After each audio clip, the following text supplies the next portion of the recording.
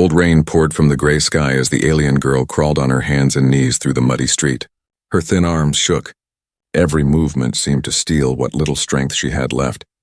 Mud clung to her torn clothes and tangled silver hair.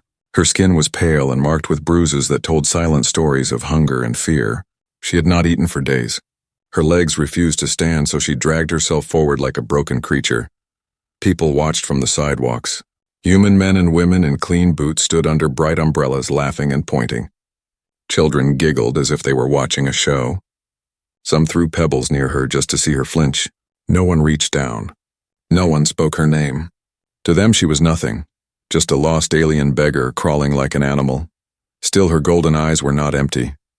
They held a spark, small, hidden, but alive.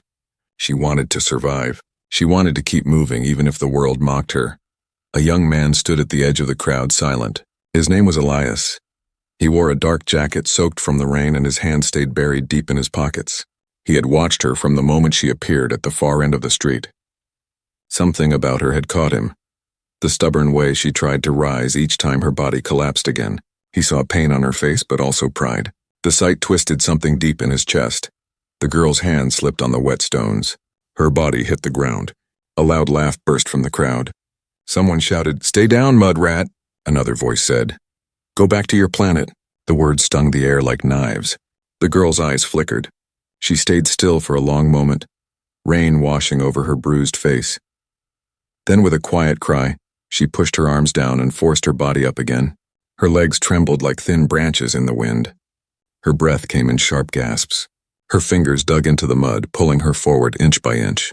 She did not look at the people around her. She only looked at the ground ahead. One more step, one more moment alive. Elias felt his heart tighten. Memories of his little sister flashed before him.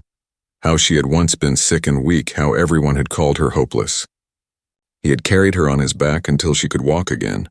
Now he saw the same hopeless word in the eyes of this crowd. He hated it. He hated their cold laughter. The girl's strength finally broke. She crumpled face first into the mud. This time she did not move. Her thin shoulders shook. Not from the cold, but from silent sobs. The crowd began to grow bored. One by one, they turned away. Their voices faded into the hiss of rain. In moments, the busy street forgot she was even there. Only Elias remained. He stepped forward slowly. His boots splashed in the puddles. The girl heard the sound and tensed. She tried to crawl away, but her body would not obey. She turned her head slightly and saw his shadow fall across her. She expected a kick, a cruel word, or another stone. Instead, Elias knelt. He lowered himself until he was close enough to see the fear in her golden eyes.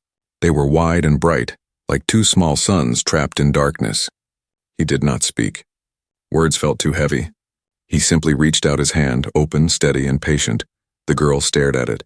Rain ran down her face and mixed with the dirt on her skin. For a long moment she did not move. Her fingers twitched. Trust had never been safe for her. Hands had only ever struck her or pushed her away. Why would this one be different? Elias waited. Slowly, as if lifting a mountain, the girl raised her own trembling hand.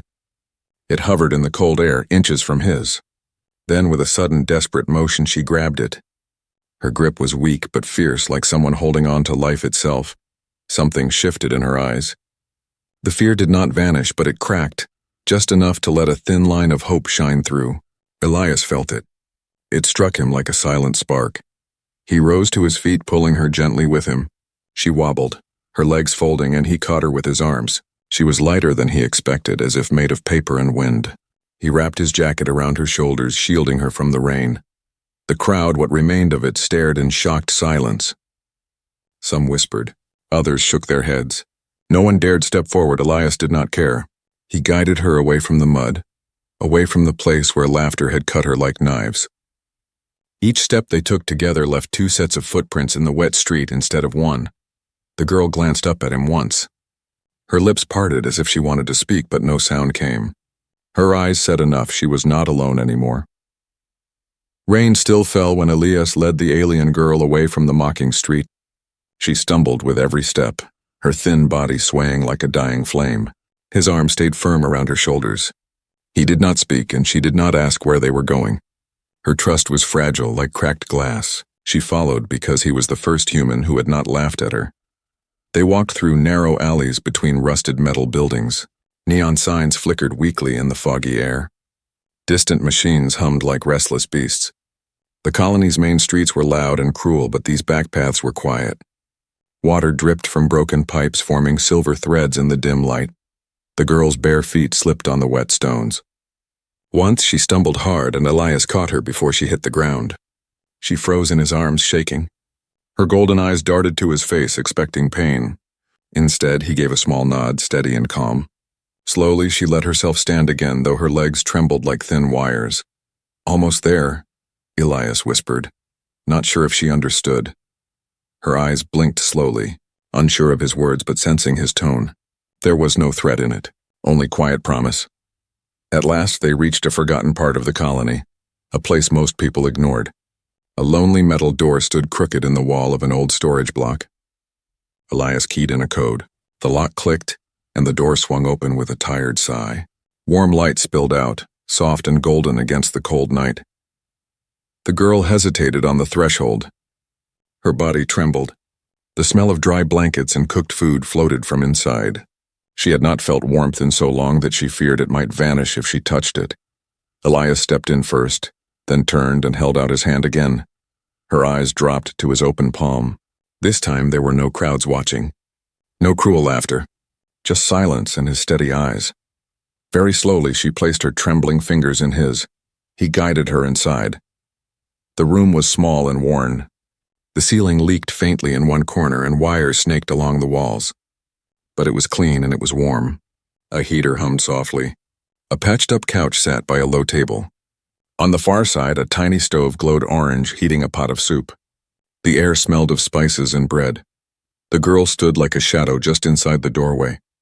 Her wet hair dripped onto the floor. Her arms stayed wrapped tightly around herself as if she feared someone might rip this safety away at any second. Elias moved slowly, careful not to startle her. He took a soft towel from a shelf and held it out. She flinched at the motion, then froze, confused. After a long moment, she reached out and touched the towel's edge. The soft fabric made her eyes widen slightly, as if it were something magical. "Dry," Elias said gently, miming the motion on his own hair. She watched, then copied him with slow, uncertain hands. Mud smeared away. Underneath, her skin was pale like moonlight, marked with fading scars. She looked younger without the dirt, too young to have endured such suffering. Elias set a bowl of steaming soup on the table. The smell drifted to her. Her stomach growled loud in the quiet room. She froze in shame, clutching her thin arms tighter. "Eat," he said simply. She hesitated. Hunger battled with fear in her golden eyes. But the warmth of the soup won. She took one small step, then another, and crouched by the table. She picked up the spoon with shaking fingers. The first sip made her eyes close in relief. A soft sound escaped her throat, half sigh, half sob. Elias looked away to give her the dignity of privacy. He busied himself fixing the heater's loose panel, but inside he felt something shift. She was no longer just a stranger from the mud. She was someone real, someone who mattered. When the bowl was empty, she sat still, staring at the faint steam rising from it. Her voice came out as a whisper, cracked and unsure. Elias turned. "Sarah?" She touched her chest gently. Sarah, her name. It was the first gift she had given him. "Elias," he said softly, touching his own chest. She blinked and repeated it slowly, as if tasting the sound. "Lee." Something like a smile flickered on her lips. Brief, fragile, and beautiful. Later, as the storm raged outside, Elias placed a clean blanket on the couch. Sarah curled up like a small bird, still wearing the oversized shirt he had given her. She watched him from half-lidded eyes as he dimmed the light. For the first time in days, maybe weeks, her body began to relax. Elias sat silently at the table, listening to the soft sound of her breathing. He felt the weight of what he had done. He had crossed an invisible line tonight, stepped out of the safe walls everyone else hid behind. He did not know what the future would bring, but he knew this. He could not have left her there in the mud. Outside, the colony slept. Inside, for the first time, Sarah did too. The storm grew stronger through the night. Wind howled around the old building like an angry beast, rattling the thin windows. Rain hammered the roof, but inside Elias's small home, a soft warmth held the darkness back. The heater hummed low. The faint smell of herbs and bread still lingered from dinner. Sarah slept on the couch, curled under a thick blanket. Her silver hair spread across the pillow like spilled moonlight. Her breathing was slow and shallow, as if her body still feared waking. Every now and then her fingers twitched, memories of cold streets and cruel voices chasing her even in dreams. Elias sat at the table, silent. He watched the storm's reflection in the window. He had not planned this. He had only followed something deep in his chest, a quiet voice that had refused to let her die in the mud. Now she was here, sleeping in his home, and the weight of that choice pressed on him like heavy stone. The colony was not kind to strangers, especially not to her kind. He knew what people would say. They would call her dangerous. They would call him a fool. But when he thought of leaving her out there soaked and shaking, something inside him tightened like a fist. No, he could not have walked away. A sudden crash of thunder shook the windows. Sarah jolted awake, her golden eyes wide and wild. She sat up fast, clutching the blanket around her thin shoulders. "It's all right," Elias said softly from across the room. "Just thunder." She blinked at him, chest rising fast, trying to calm her breath. The word meant nothing to her, but his calm voice worked like magic. She relaxed a little and sank back into the couch. Elias stood and moved slowly so he wouldn't startle her. He poured warm water into a cup and offered it. She hesitated, then reached out with both hands, careful not to spill a drop. The steam touched her face and she sniffed it with quiet wonder before sipping slowly. "Safe here," Elias said gently, pointing to the floor. "Safe." Sarah looked at the floor, then at him. The word hung in the air like something she wanted to believe but had never dared to. Her lips shaped the sound slowly as if learning to speak again. "Safe," Elias nodded. "Yes, safe." Hours passed. The storm roared outside, but inside time slowed to a soft rhythm. Sarah explored the room like a silent ghost, touching things with delicate curiosity. She paused at a cracked photo frame on the shelf. Inside was a faded picture of two smiling faces, Elias and a little girl with messy hair. Sarah pointed at the girl, tilting her head. "My sister?" Elias said quietly. She went away. Sarah lowered the frame gently. There was something in her eyes, understanding, though no words passed her lips. She had lost people too, maybe everyone she had ever known. She went back to the couch and curled into the blanket again. Elias watched her for a while, then picked up an old book and began reading aloud. He read slowly, using simple words, his voice deep and calm. Sarah didn't understand most of it, but the sound seemed to soothe her. Her eyes grew heavy. The storm outside began to fade into distant whispers.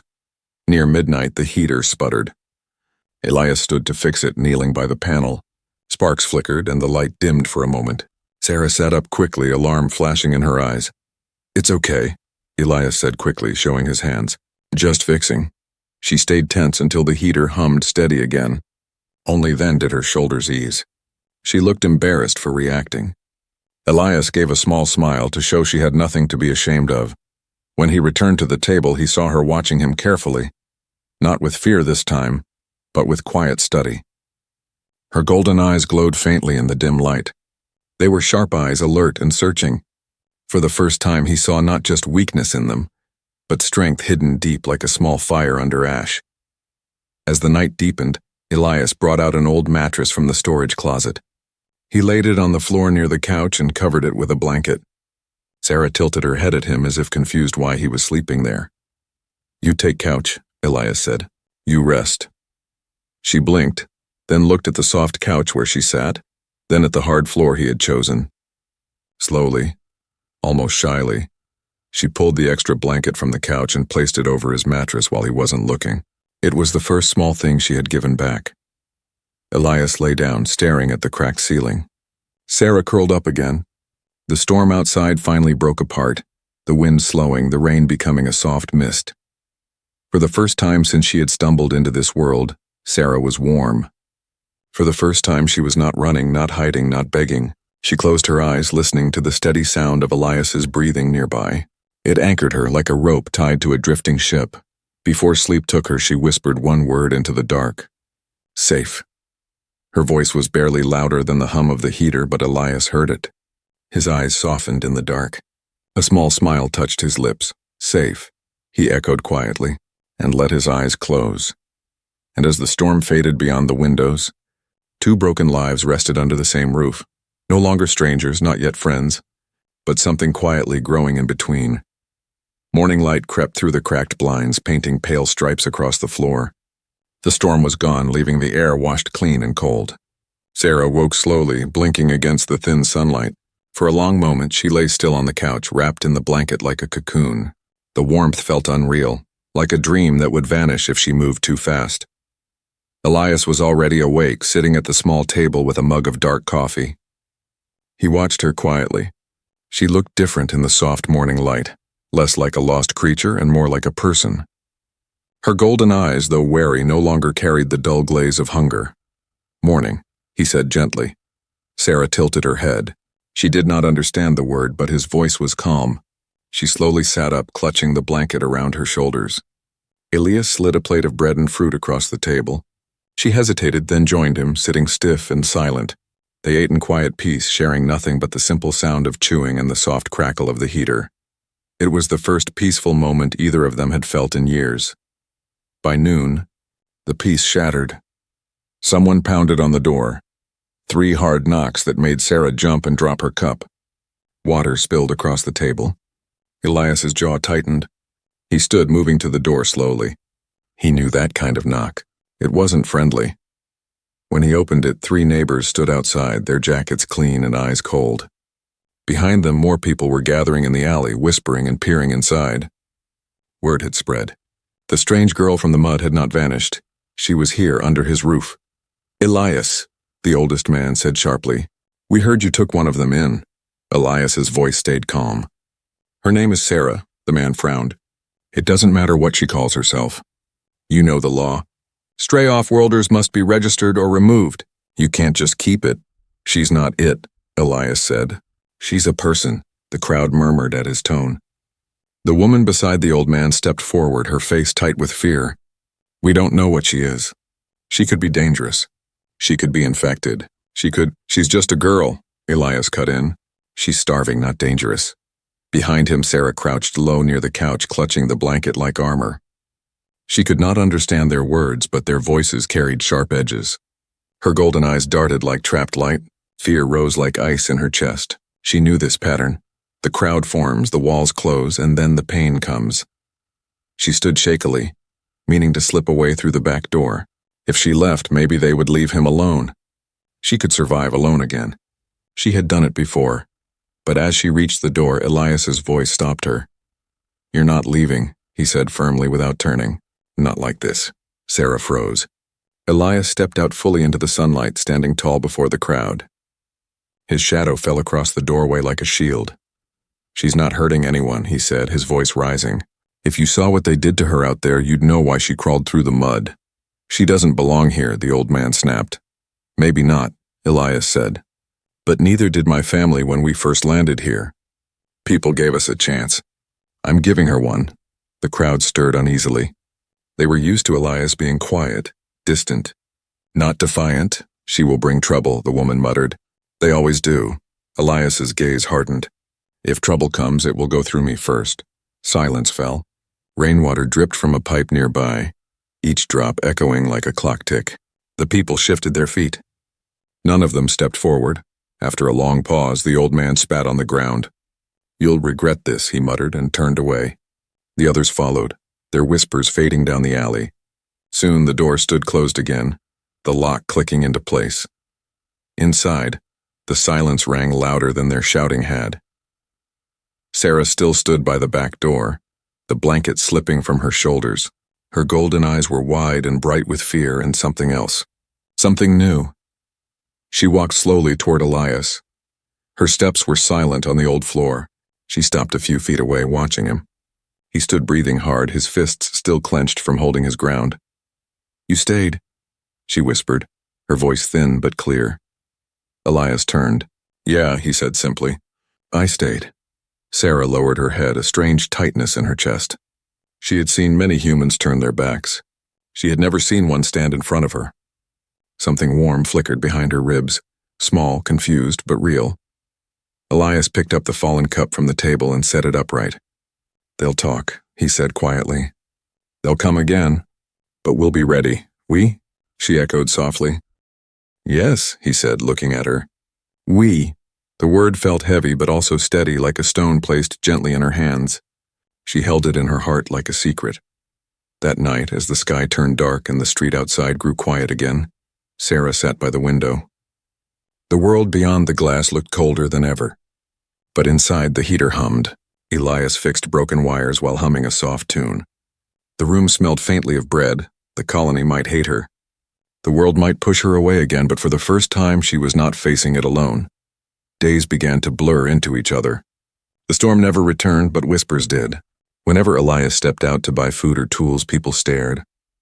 They spoke in low voices, their eyes sharp and cold. Some crossed the street to avoid him. Others left warning notes on his door. Scraps of paper with scrawled words like traitor and keep it outside. Elias never showed them to Sarah. He simply tossed them into the fire. Inside the small home, a quiet new rhythm began to form. Sarah woke each morning on the couch, still wrapped in the blanket she guarded like treasure. At first she barely moved or spoke. She watched Elias silently, golden eyes following every step he took. But slowly, like frost melting in the sun, she began to change. One morning, while Elias worked on a broken lamp at the table, he heard soft sounds behind him. He turned and found Sarah crouched on the floor with a cloth, wiping mud from her old torn boots. The motion was clumsy but careful. She paused when she noticed him watching, as if unsure if she had done something wrong. "That's good," Elias said gently. "Clean." Sarah blinked, then nodded slowly. "Clean," she repeated, shaping the word with care. He smiled. "Yes, clean." She returned to her task with quiet determination. When the boots were dry, she placed them neatly by the door like something sacred. It was the first time she had done anything without being asked. From then on, she started helping in small ways. She gathered dishes from the table, folded old cloths, even tried to sweep the floor with a stiff brush. Sometimes she did things wrong, spilling water or knocking things over, but each time Elias only showed her how to fix it. There was no shouting, no hitting, no cruel laughter. Only patience. The more she helped, the less she trembled. They began to share words. Elias pointed at objects, speaking their names slowly. Table, chair, fire, book. Sarah repeated them like pieces of a puzzle, her voice soft but steady. Some words made her frown. Some made her smile. Her favorite was warm. She whispered it often, as if reminding herself it was real. At night, Elias read aloud from old books. Sarah would sit cross-legged near the heater, listening even when her eyes grew heavy. Once, when he closed the book, she surprised him by whispering the last word he had read. Perfectly. He laughed softly. "You listen better than most people," he said. Sarah's lips curved in the faintest smile. It was small, fleeting, but it was real. As her strength returned, so did her curiosity. One afternoon, she pointed to the broken radio on the shelf. Elias showed her how its wires worked, and her golden eyes lit up with fascination. Her thin fingers were quick, careful like they had once known machines. Within hours, she had fixed the static hum. Music crackled faintly from the speaker. Soft, slow notes that filled the room like sunlight. Elias watched her quietly. This was not the fragile creature from the mud anymore. She was becoming someone new. But outside, the world stayed sharp. One evening, while Elias and Sarah shared soup, a rock slammed against the door. The sound echoed like a gunshot. Sarah flinched, spilling her spoon. Elias jumped up and threw the door open, but the alley was empty. Only shadows and distant footsteps. On the ground lay another note, its words scratched deep. She does not belong. Elias burned it without a word. Sarah watched the flames eat the paper. Her hands shook slightly, but her eyes stayed steady. "They hate," she whispered, her voice uncertain but clear. "Yes," Elias said. "They fear what they don't know." Sarah was quiet for a long time. Then she said softly, "You—" "Not fear," Elias looked at her. "No, not you." Something gentle passed between them, silent but strong, like a thread tying two drifting pieces together. Over the next days, they began sharing laughter. It was awkward at first. Sarah laughed in small breaths, as if afraid it might be a mistake. But soon laughter came easier. When Elias spilled flour all over the floor while cooking, she laughed so hard she nearly fell off the chair. The sound startled them both. It was bright and alive like sunlight after endless rain. They started cooking together. She liked cutting vegetables with careful hands. He liked how she hummed under her breath while stirring soup. They ate side by side now, not across the table like strangers. Every small moment wrapped them closer, like threads weaving into fabric. One quiet night, as the heater hummed low, Elias sat repairing a cracked mug. Sarah sat nearby, turning a small screwdriver in her hands. "Why?" she asked suddenly. "Why what?" Elias said. "Why? Help me?" Elias paused. The question hung in the warm air like smoke. He set the mug down and met her eyes. "Because I saw you," he said simply, "and I couldn't walk away." Sarah lowered her gaze. Something deep inside her, something locked for a long time, shifted and cracked. For years she had been invisible, just a shadow in the corners of the world. Now someone saw her, chose her. That night, after Elias turned off the lights, Sarah stayed awake a little longer. She lay curled on the couch, watching the faint glow of the heater. The world outside still hated her. But inside these thin walls, someone had given her a place. For the first time, her heart felt steady. She whispered a word she had learned, so softly even she barely heard it. Home. And in the dark, for the first time in her life, the word didn't feel like a lie. The air in the colony grew heavier with each passing day. Whispers became open stares. Quiet stares turned into angry voices. Word had spread beyond the alley, about the human who sheltered an alien girl, about how she now walked the market with him, her silver hair shining under the sun like a flag of defiance. Sarah could feel the change even if she did not understand the words. People stepped back when she passed. Children hid behind their parents. A shopkeeper refused to take Elias's money when Sarah stood beside him. The fear in their eyes cut her like knives. It told her she did not belong, but she stayed because Elias stayed. And each night, when the market gates shut and the world turned quiet, she helped him fix things. Broken radios, cracked lamps, tangled wires. Inside those 4 small walls, her golden eyes glowed warm. Not frightened, until the night the world came to tear it all down. It began with shouting.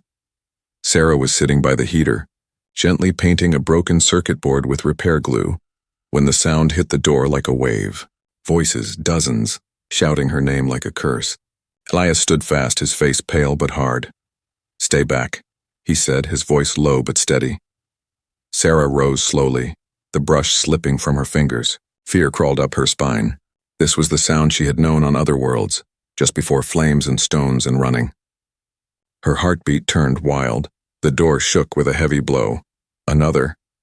And then it splintered open. A mob poured into the small home.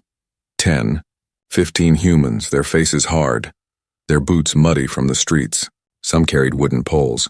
Others held sharp tools from the scrapyards. "There she is," one shouted, pointing at Sarah. "The leech! She's stealing from us," another yelled.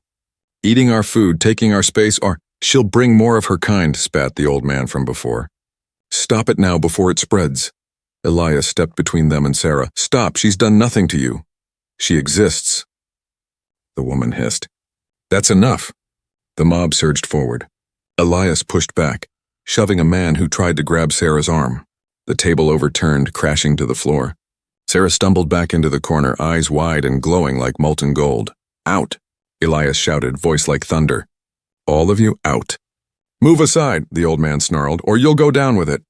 Elias stood tall, chest heaving, fists clenched. "Then I go down standing." Time slowed. Sarah saw them, faces twisted in hate, mouths shouting, eyes blazing. She saw Elias, alone against them, his body shaking but unmoving. No one had ever stood for her like this. No one had ever chosen her over the world. Something deep inside her snapped. She stepped out from behind him. Her bare feet touched the shattered wood of the broken door. She stood small but straight, shoulders squared like steel. The mob froze, shocked that she dared move. Her voice cracked, but she forced it louder. "I'm not your enemy." Her words were broken but clear. The sound carried like a spark through dry air. "I was cold. I was hungry." Yus laughed. He did not. She pointed at Elias. Her thin hand trembled, but her eyes burned like fire. "He gave me home." Her voice grew steady, louder. I only wanted to live. Silence fell like a heavy stone. The mob stared. The woman who had shouted now lowered her eyes. The old man's jaw tightened, but he did not speak. One by one, the anger drained from their faces, leaving something dull, shame maybe, or fear of what they had almost done. Elias stood beside Sarah, eyes blazing with pride and something close to wonder. He gently touched her shoulder. She did not flinch. Leave, he said to the crowd, voice calm now but edged with steel. Go home. One by one they did. No one looked back. The alley swallowed their footsteps until only silence remained. Elias shut the broken door and leaned against it, breathing hard. Sarah stayed standing in the center of the room, still trembling but unbowed. Her chest rose fast, her golden eyes bright like twin suns. You, Elias whispered. You were incredible. Sarah blinked at him, unsure what the word meant, but hearing the pride in his voice. Something swelled inside her chest, something too big for words. She stepped closer and, without thinking, placed her small hand on his arm. You stayed, she said softly. So did you, he replied. They spent the rest of the night repairing what the mob had broken. Elias nailed the door back into place. Sarah picked up the scattered tools, her hands still shaking but steadying with every piece she returned to the table. The heater hummed again. The room smelled of sawdust and warm metal. Outside, the colony went quiet. For the first time, Sarah felt something stronger than fear in her bones. Strength. That night, she did not curl on the couch. She sat on the floor beside Elias, both of them too tired to sleep. Their shoulders touched. Neither moved away. They had faced the world, and neither had run. Dawn rose slow and golden over the colony. Faint light slipped through the cracks in the patched door, touching the broken floorboards and the small table now standing straight again. The storm of the night before had left its scars, splintered wood, scattered tools, and bruises on Elias's arms. But the air inside felt different now, still but strong. Sarah stood near the window, her silver hair glowing faintly in the sunlight. She had not slept. Her golden eyes watched the empty alley with quiet fire. For the first time in her memory, the world had not crushed her. It had tried and failed. Behind her, Elias stirred awake on the couch. He blinked at the light, then at her. Didn't sleep? He asked gently. Sarah shook her head. No. Scared? He asked. She thought for a moment, then slowly shook her head again. No, not now. Elias smiled faintly. That single word was heavier than any shield. Over the next days, the alley stayed silent. The angry faces vanished. No one knocked.